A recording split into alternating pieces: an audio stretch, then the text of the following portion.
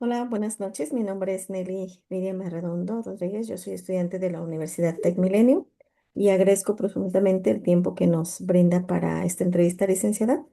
Hoy nos acompaña la licenciada Denise Ovalle, la cual cuenta con una maestría en psicología educativa. Ella cuenta con una amplia trayectoria profesional en el ámbito educativo y el desarrollo humano. Nuestra invitada ha trabajado durante más de 10 años en instituciones educativas de nivel básico, medio superior y superior, en instituciones privadas. Se ha desempeñado como educador, orientador, asesor pedagógico y capacitador de docentes.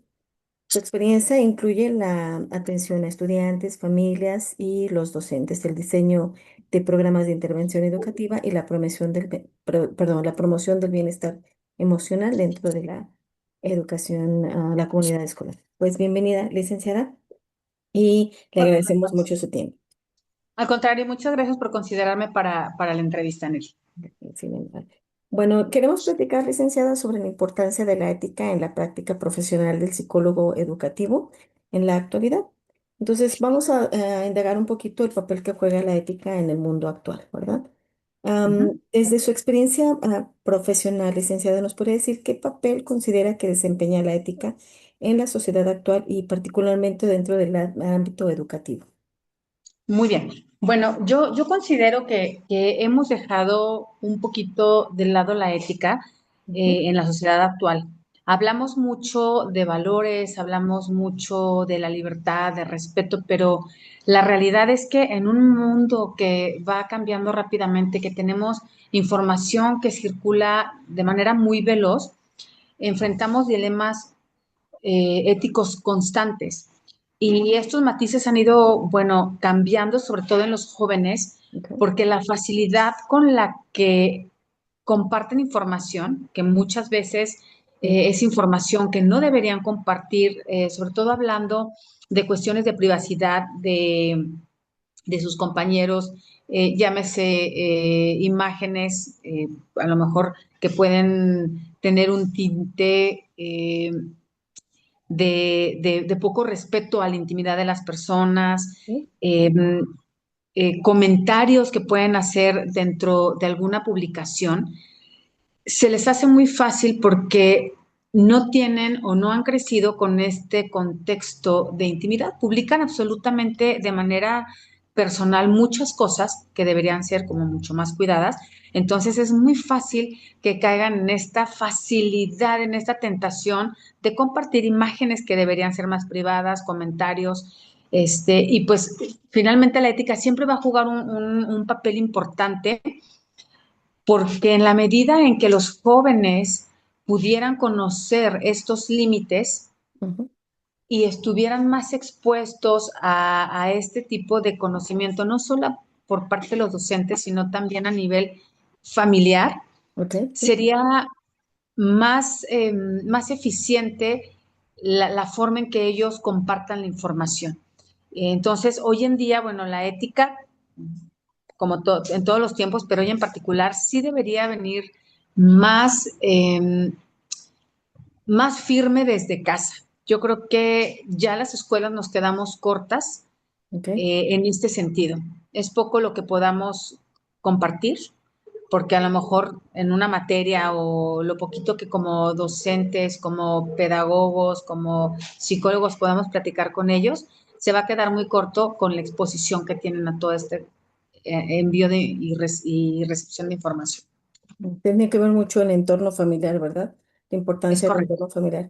En consecuencia de lo que usted está diciendo, licenciada, ¿por qué considera que la ética debe ser un elemento indispensable en la formación y práctica de todo psicólogo educativo? Bueno, a nivel profesional, pues los psicólogos manejamos información también muy delicada de nuestros pacientes, de los jóvenes, de nuestros Sí. alumnos.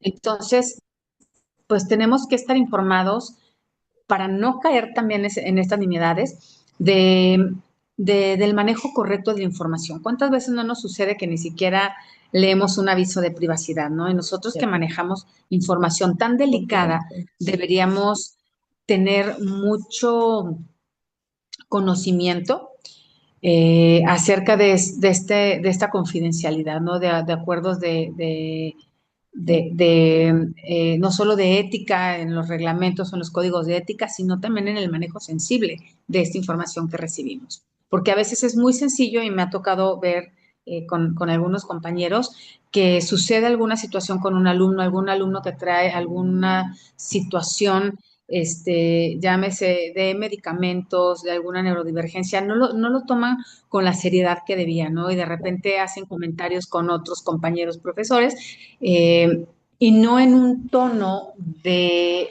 apoyar en estrategias, sino como en tono de una plática normal de comedor, ¿no? Ujú, sí, Entonces, aquí es muy importante que nosotros como psicólogos podamos garantizar la confidencialidad de la información que manejamos para poder manejar un trato digno, ¿no? A cada uno de nuestros alumnos. claro. Y la responsabilidad, ¿verdad? Tiene como psicólogo, pero también de ser un buen ciudadano y profesionista. Entonces, la siguiente pregunta sería, ¿qué responsabilidades tiene un psicólogo educativo para contribuir a la formación de ciudadanos responsables, respetuosos y comprometidos en la sociedad? Muy bien. Bueno, pues finalmente el compromiso social que tenemos todo educador, eh, pues es directo. Es decir, nosotros no únicamente somos acompañantes o somos piezas aisladas. Nosotros como parte de una comunidad educativa, Ujú, pues tenemos ese compromiso social en el sentido que somos formadores. sí, Sí somos educadores, sí somos acompañantes, pero también somos formadores. Entonces, todo el impacto que nosotros con nuestras actitudes, con nuestras actividades, con el manejo de esta información, con el conocimiento que brindamos a nuestros estudiantes, finalmente estamos siempre eh, presentes para poder dar un impacto positivo o negativo en el actuar futuro de nuestra comunidad educativa, ¿no? Incluso no solamente con los estudiantes, también muchas veces con los padres de familia. cierto. ¿Cómo puede usted entonces, licenciada, ayudar a un profesionista a convertirse en un ejemplo de valores éticos para sus estudiantes, compañeros de trabajo y comunidad educativa? Ok, bueno, primero yo siempre recomiendo la parte de la actualización constante. Ok. Eh, es hoy en día tenemos la facilidad de pues las tecnologías, ¿no? Tenemos muchísima información disponible, pero también me he dado cuenta que muchas veces no tenemos esa capacidad de discernir y depurar la información que no es como veraz, Ujú, que está siempre oportuna porque finalmente pues lo que buscamos nos lo va a contestar una inteligencia artificial, nos podemos claro. meter a TikTok, pero no podemos ser graduados de la Universidad del TikTok ni del YouTube, ¿no? O sea, Ujú, sí puede ser elementos importantes para iniciar o ver en qué forma podemos ir como atacando ciertos temas que desconocemos o como para darnos un preámbulo eh, de lo que sucede en el mundo, pero sí es importante tomar con seriedad la formación y la actualización constante. Hoy en día hay cursos, hay mucha información de profesionistas, pero sí es importante el saber elegir las fuentes correctas para obtener esa capacitación y esa actualización. cierto. Y verás, es como usted mencionaba anteriormente, ¿verdad? Entonces, si hablamos de los cambios más relevantes, hablando de su área de profesión en este entorno de la globalización, vemos, ¿verdad?, que la educación ha cambiado de manera positiva y negativa debido a la tecnología. Entonces, ¿cuál considera que han sido los cambios más importantes que ha experimentado la psicología educativa en los últimos años? Muy bien. Bueno, yo creo que la parte de la diversidad y multiculturalidad Ok. que enfrentamos hoy en día es uno de los cambios más importantes.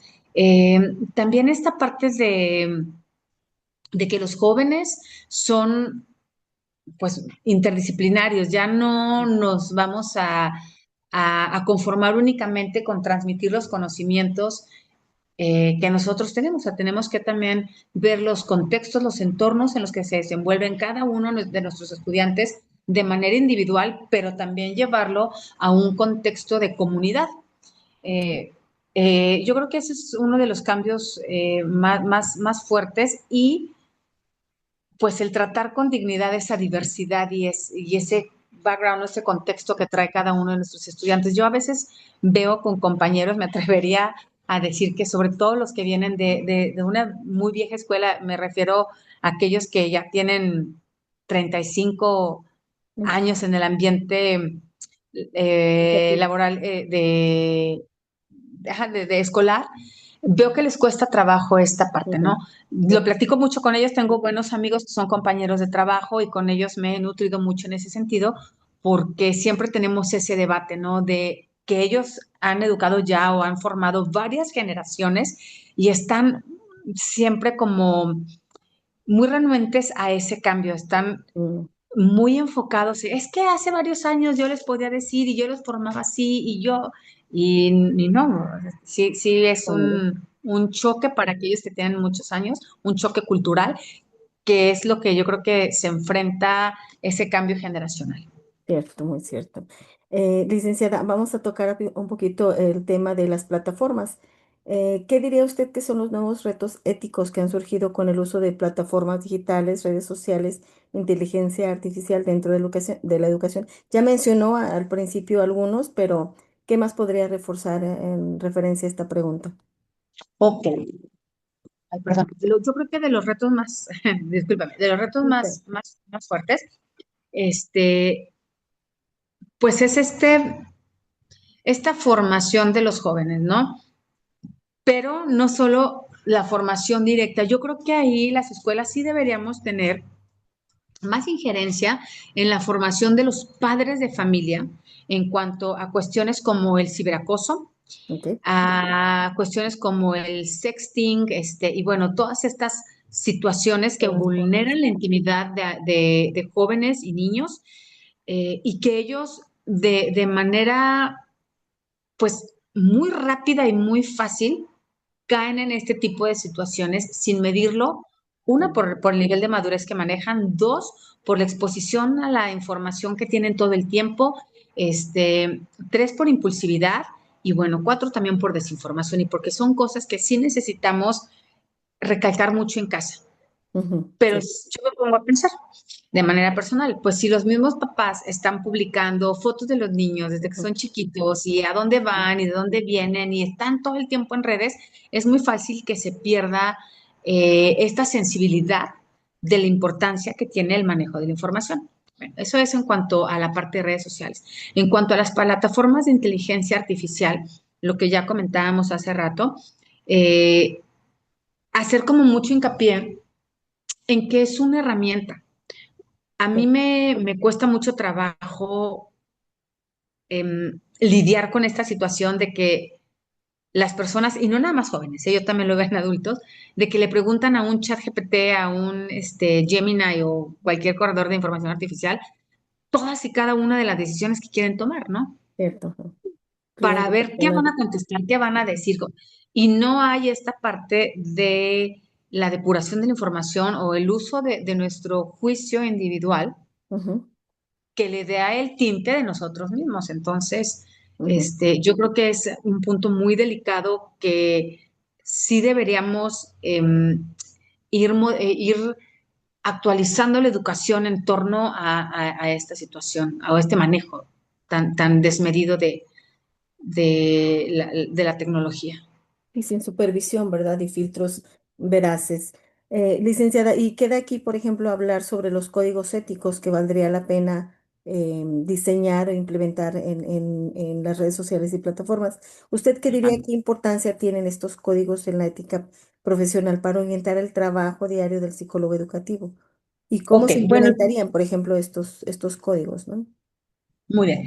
Bueno, pues los códigos de ética, al igual que un reglamento de convivencia, interno de convivencia, pues son herramientas fundamentales que de hecho se solicitan a nivel institucional, o sea, son requisitos que debes de tener tú en una escuela. ¿Cuál es el problema? Que muchas veces lo dejamos como un documento Cierto. Ujú. que es para cumplir un requisito que nos piden gubernamentalmente, pero no le damos una difusión adecuada con nuestros docentes, con nuestra plantilla de trabajo Y es muy importante porque finalmente un código de ética es esa herramienta que nos va a permitir a nosotros tomar decisiones sin un tinte personal, el que yo, Denise, haría en Ujú, este caso, ¿no? De acuerdo a mi experiencia, de acuerdo a mi sentimiento, a mi formación, ¿no? ujú. Entonces, eso sí nos da una pauta muy exacta y nos marca límites para poder tener como unas rutas críticas, ¿no? En caso de no saber cómo, qué hacer, cómo actuar, o a lo mejor a veces pensamos que sabemos y actuamos de una manera que rompe con ese código. Entonces, es muy importante, pero más importante es que se lo hagamos conocer a toda nuestra plantilla y a Wow. nuestros estudiantes y padres de familia también. Y en la practicidad, licenciada, en su experiencia, ¿cómo es que usted podría darme algún ejemplo? ¿Cómo ayudan estos códigos a proteger al estudiante, pero no solo al estudiante, sino también al docente? Ok, bueno, eh, nosotros en la educación, bueno, en la institución donde estoy, fungimos mucho como acompañantes. Ok. Entonces, es muy fácil dentro de ese acompañamiento que damos a los alumnos como maestros, como asesores de grupo, como psicólogos, como psicopedagogos, tenemos una cultura del acompañamiento y una cultura, de la prevención. Pero es muy fácil equivocarnos en la forma de acompañar, porque antes de ser profesionistas somos seres humanos. Ujú, Nos encariñamos con nuestros estudiantes, también nos enojamos con ellos, entonces, pues somos personas ujú. que tenemos arranques también. Entonces, un código de ética nos va a blindar para saber cómo actuar y tener, pues, esa regla, esas dos líneas que te van a acotar el deber ser, ¿sí? Ok. Entonces, Ujú. si tú conoces tu código de ética y te enfocas en él, al igual que un acuerdo de convivencia, vas a poder tomar decisiones mucho más asertivas, no solamente en la formación, en el acercamiento, sino también en la solución de cualquier conflicto que se llegara a suscitar con un padre de familia, sobre todo con un estudiante, ¿no? Sí, licenciada, pensando en esa misma línea, ¿cuáles serían los dilemas o problemas éticos que enfrentaría o enfrenta usted con mayor frecuencia o que observa como psicólogo educativo en su área laboral o en su trayecto laboral que tiene? Ok, bueno, uno es el desconocimiento, ¿Ok? ¿sí? De la parte de un código de ética. Sabemos que existe, no lo leemos y aunque lo leamos es difícil de entender porque también en esa parte de leerlo a veces le podemos dar un tinte o una interpretación pues con algún antecedente de nosotros comparándolo con alguna otra escuela donde hayamos trabajado o con nosotros mismos, ¿no? Entonces, yo creo que uno de los dilemas eh, que enfrentamos es cómo hacerle llegar a nuestra plantilla docente, Ujú. toda la parte de nuestros trabajadores, ese código. Entonces, yo que sugiero que dentro de las semanas de capacitación docente, ya sea previo a que inicie nuestro ciclo escolar o bien en nuestros consejos técnicos incluso, se tome la seriedad y el tiempo para desmenuzar el acuerdo de convivencia, para desmenuzar y entender y explicar y poner, ejemplificar nuestros códigos de ética, nuestros dilemas que enfrentamos, nuestros Ok. casos que hemos enfrentado durante ese año, de cómo se resolvieron, estuvo bien, ¿no? ¿Cómo lo pudimos haber resuelto mejor para poder darle pues ese conocimiento y experiencia también a todo nuestra plantilla? Wow, muchas gracias, licenciada, muy, realmente de mucha ayuda. ¿Podría compartir algún ejemplo, si le es posible, obviamente, de alguna situación ética compleja que usted haya tenido, obviamente,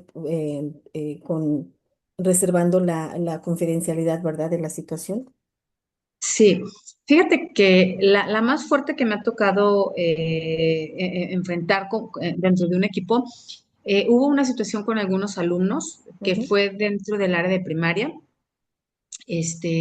Se acusaba de ahí de alguna situación a algunos alumnos, se manejó muy mal por parte de dirección. La ujú, directora de primaria justamente no conociendo las rutas críticas de acción y toda Ok, esta parte de reglamentación, no solamente interna, sino ya también a nivel estatal, se dio a la tarea de hacer una intervención que terminó siendo un careo entre niños de 7 8 años. ok. Entonces carearon a los acusados con el culpable y llegó la maestra con algunos niños agarrados de la mano que obviamente los empoderaron porque pues Claro. obviamente imagínate tú menor de edad, ser un niño que apenas estás formando y llegar con un adulto que es una figura de poder. Entonces se manejó muy mal esa situación, algunos papás metieron algunas quejas en derechos humanos, algunas quejas legales, y para no hacerte el cuento largo, pues ahí fue algo muy disruptivo, porque para evitar conflictos, pues utilizaron obviamente algunas figuras que Wow. estaban bien colocadas en gobierno y pues obviamente esta parte de las influencias para pues no tener un problema. Se llegó a un acuerdo en el que jubilaron a algunas maestras de las involucradas que no manejaron bien esta situación, pero pues para darles un trato digno al personal y no quemar a la escuela, no así a los estudiantes, ¿no? Wow. Ahí vemos la importancia, ¿verdad?, de los códigos y conocer, como usted mencionaba. Licenciada, cuando se presenta un conflicto, por ejemplo, en una institución educativa, ¿qué criterios utiliza para tomar decisiones responsables y profesionales en su caso personal? Ok, en primera, la confidencialidad de la información de los estudiantes. Ujú, Segundo, bueno, el acompañamiento y la intervención adecuada de las autoridades. ok, Hay momentos en los que nosotros quisiéramos resolver cosas o em, atender cosas de manera inmediata, pero necesitamos saber cuál es nuestro lugar y cuál es nuestro rango de acción. ok, Hay muchas situaciones en las que únicamente nosotros somos canalizadores de la información y tenemos que hacerle llegar a una figura adecuada, llámese coordinador, director, para que sea quien maneje tanto la información como el acercamiento a las familias de los alumnos y a los alumnos de manera adecuada. Y obviamente si lleva un contexto legal, este, pues más, ¿no? claro. Porque muchas veces a lo mejor nosotros como cuerpo docente tenemos que dar aviso de alguna situación que los alumnos viven incluso en casa, pero no podemos nosotros enfrentarla o dar una terapia o dar un consejo, ¿no? Sobre todo cuando ya interviene una situación legal, pero sí tenemos la obligación, no solo la facultad, sino la obligación de dar aviso a las autoridades. Entonces, Ok, normalmente a nivel personal siempre procuro como conocer estas rutas críticas ok. para poder hacer el proceso correcto, de manera legal. Gracias, licenciada. Realmente ha sido muy importante todo lo que nos ha dicho. Desde su perspectiva, ¿qué recomendaciones daría a los futuros psicólogos educativos para ejercer su profesión con integridad, responsabilidad y compromiso social? Bueno, primero pues que tengan que desarrollen el gusto por la actualización, Ujú, ¿sí? Yo sé que a veces es muy pesado como trabajadores el decir, híjole, es que yo tengo que llegar a mi casa, a atender a mi familia y a qué hora me voy actualizando. Pero es que es muy importante ahorita, como le hemos platicado a lo largo de toda esta plática, la información, las generaciones, los tiempos cambian abruptamente. Entonces, tenemos que estar preparados cierto. para todo lo nuevo que se va dando a veces en semanas, no meses, ¿no? Ujú, Entonces, la actualización es algo muy importante. El segundo es no maternar y no paternar en nuestras interacciones con los alumnos. Es muy fácil encariñarse, es muy fácil querer regañar, dar un abrazo, un sí, consejo como si fuéramos una mamá o un papá a nuestros jóvenes y niños, pero no podemos hacer eso. Eso es algo que no es correcto, tampoco es ético, sino tenemos que guiarnos de este código para que la empatía, el respeto y la escucha activa tengan un objetivo y ese objetivo se pueda cumplir. ¿Y cómo lo vamos a hacer? Pues a través de estas líneas de acción que nos va a limitar un código de ética o un reglamento escolar o un acuerdo de convivencia. Gracias, muy cierto, ¿verdad? La educación continua realmente es algo que, como lo dice la palabra, tiene que ser continua. No puede uno decir ya terminé y hasta aquí ya sé todo o estoy lista para cualquier situación, ¿verdad? Para finalizar, Es licenciada, como usted sabe, nosotros somos estudiantes de psicología, entonces me gustaría si usted quisiera darnos un mensaje como estudiantes donde pueda orientarnos o animarnos para desarrollarnos profesionalmente en nuestro ámbito educativo. ok, bueno, yo creo eh, que nunca pierdan de vista que el objetivo es la formación y el acompañamiento de nuestros alumnos. Ujú, ok, Eh, no vamos a estar ahí para resolverlos o decir cómo resolver ellos una u otra situación, sino acompañarlos en su etapa de formación.